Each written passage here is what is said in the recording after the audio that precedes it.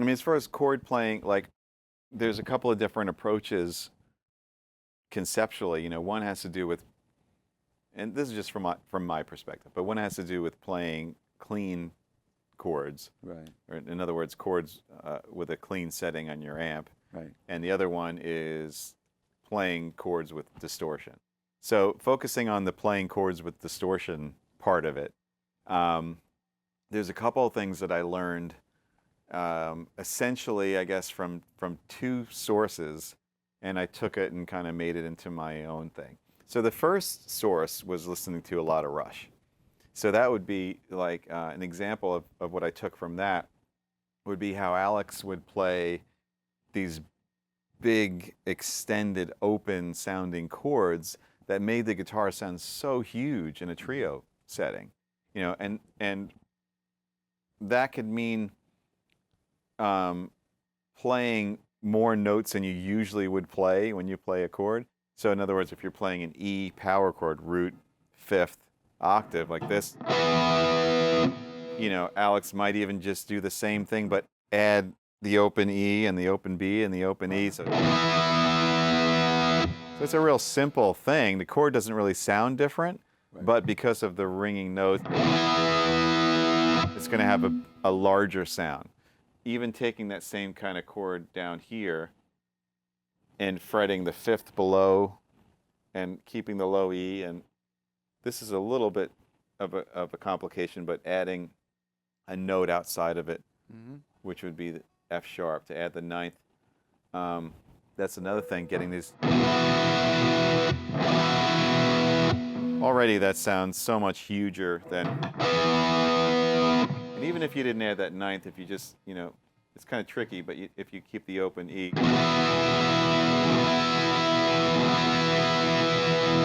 you have that sound. And so it's just a slight variation on playing a power chord. So that's the first influence, is adding more notes to a simple chord. Another one is something I just kind of stumbled on, which is just adding this ninth onto basic bar chord shape. So playing a C power chord here, if you put your second finger down, you have a minor chord, C minor. If you bar, you have major. But there's kind of a neutral variation where you leave that note out and you just let the bar catch the ninth that's going to be, in this case, a D. And then you have this big chord, especially if you play it and you keep the fifth underneath that. So the fifth is in the bass and you're using all 6 strings.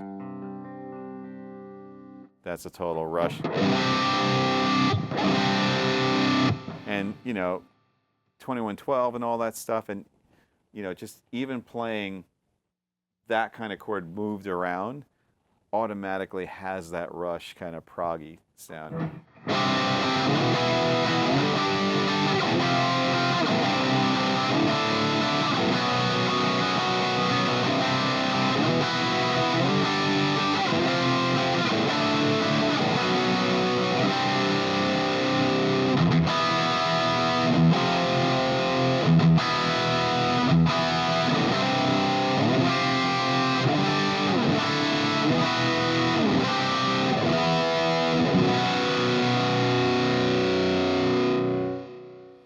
That brings me back to those early, that kind of 2112 period Rush. And so that was a big influence on my chordal playing. So I guess, the takeaway from that is playing big chords with more strings than are needed that are repeating a lot of the notes and adding this ninth thing.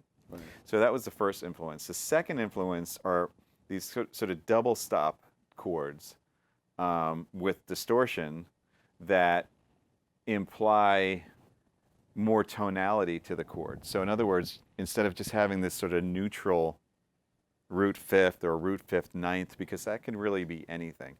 And by neutral, you mean it isn't major? And it's not major. Minor. It's not minor. Yeah, it's not neutered. It's not neutered. It's an androgynous chord.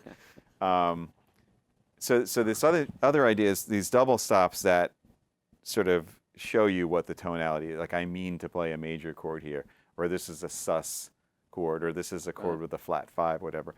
And that comes from listening to Queensryche and a lot of the early Queensryche stuff, and they would play, you know.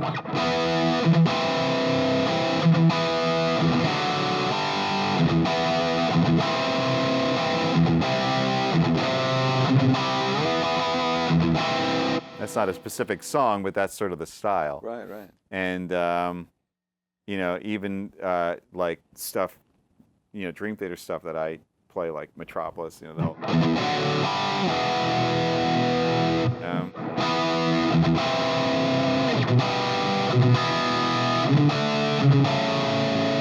using chords like that. Let me break it down. But Okay. Basically, that sound came from like listening to that Queensryche, Yeah. early Queensryche stuff. So I'll show you how the combination of the Rush influence and the Queensryche influence turned into this thing that I call my own. But before I do that, let me just explain the Queensryche thing for a second. Oh, yeah, great. All right. So what we're doing is just, you know, and the cool thing, let me just say, is that also the inspiration is that it sounds good with distortion. Right. That's what you're trying to do. You're trying to like have this tonality coming from the guitar that's not just root fifth, where you can actually, like, if there wasn't a piano or strings or something, you can imply the harmony that you're trying to do. Absolutely. So the idea is very, very simple. So root fifth is just this sound, right? Sounds really good with distortion. That's an E. If you play the root and the fourth, what you're doing, what you're implying, if you play that chord, and let's say E is in the bass, you're implying a sus chord, right? You're either implying like an E sus because there's no third, Right. right?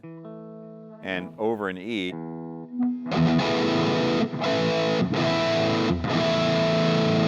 kind of has that sound. So already we have a new sound just by moving one note. So you might say, well, when would that come into play? You know, well, there's lots of times if you're playing even simple things like, you know, if you're playing.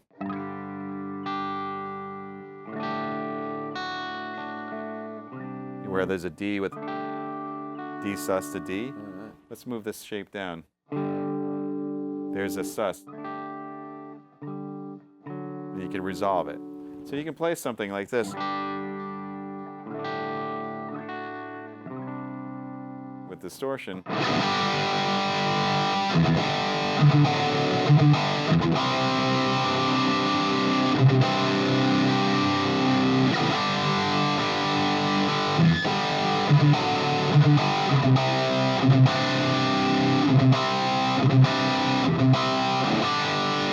Right, so that's when that fourth might come in handy. So again, you're implying tonality. Now, I don't need any accompaniment. You can hear this progression going by as opposed to just playing. You know, Right. you actually have. So that's the fourth. The other one I just kind of played by doing that example, but I'll show you here. So we go back to E. Playing the third, right? Major third here. Right. So again, that's that Queensryche thing, and that I did in Metropolis as well, where you play again.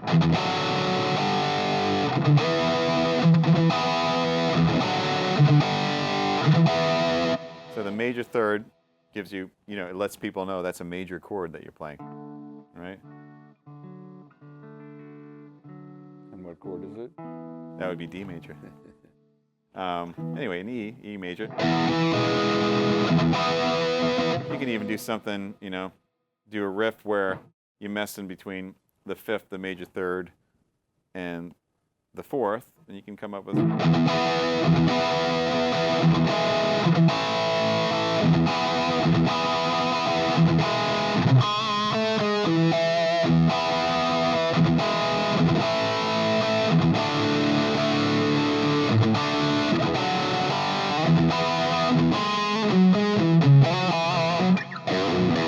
Anyway, so that's the third implied there.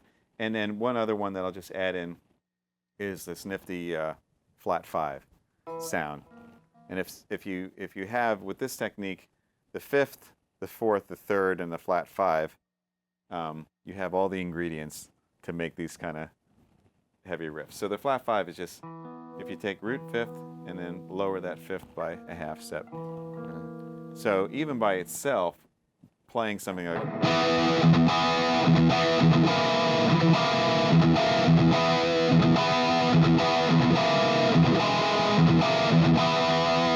it already kind of has that kind of prog metal-ish type of sound.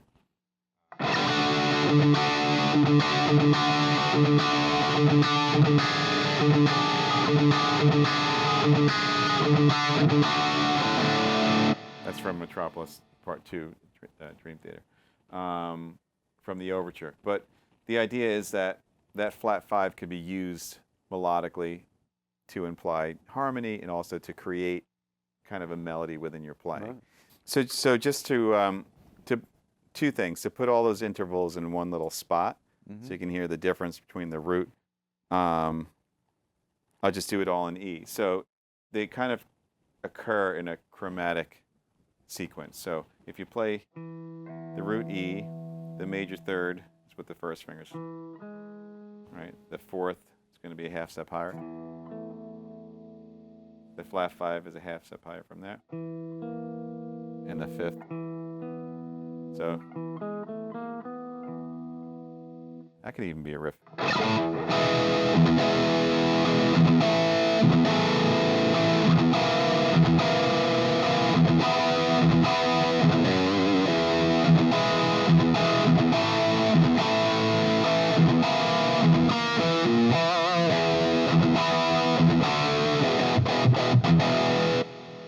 So those are the intervals. Now, one of the cool things that you can do is just by showing you 3 chords in the key of E minor. So let's say we're using E minor, D, and C, how you can actively incorporate those intervals to make this sort of sound that I was talking about. So starting with E, just using the root 5th. Let's say you go down to C, and you take the root 5th and then flat it to a flat 5. Now all this is in the key of E minor because we're talking C, G, and F sharp. Then if you go up to D, root 5th, and you play the major third to the 4th, and back to E. So all of a sudden, something that could be as simple as this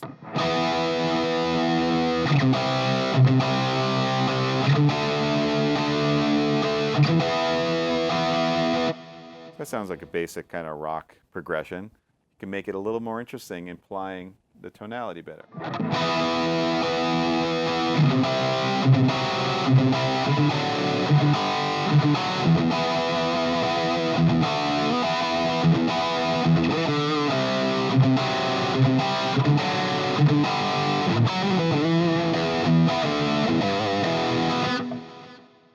Let's see, if we're doing this in the key of E, if I just take the root 5th and bring that up at a half step, what it turns into is whatever the note is that you're on with your pinky, it's that chord, so that would be a C chord, right, but in the first inversion, so meaning the 3rd of the chord is below it, right? So I could take something like going between 2 chords, E to C, and do that in one position. And the cool thing about that is that it sounds a little more mysterious and a little darker because the E isn't changing below, so it creates this sort of pedal tony. Right. Tony? Pedal tone vibe.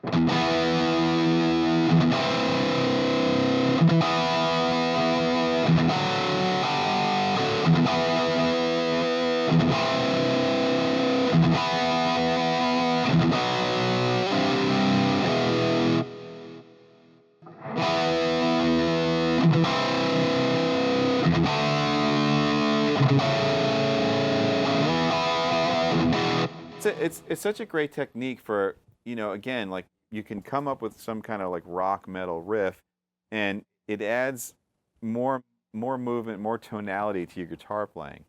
Even something like where you're playing,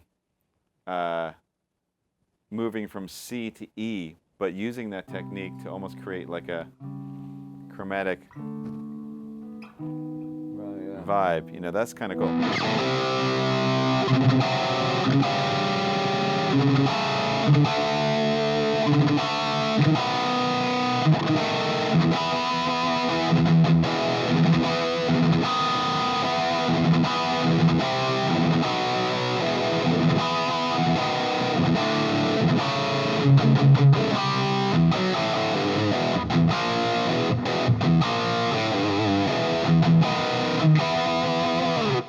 Almost has a like Metallica kind of sound.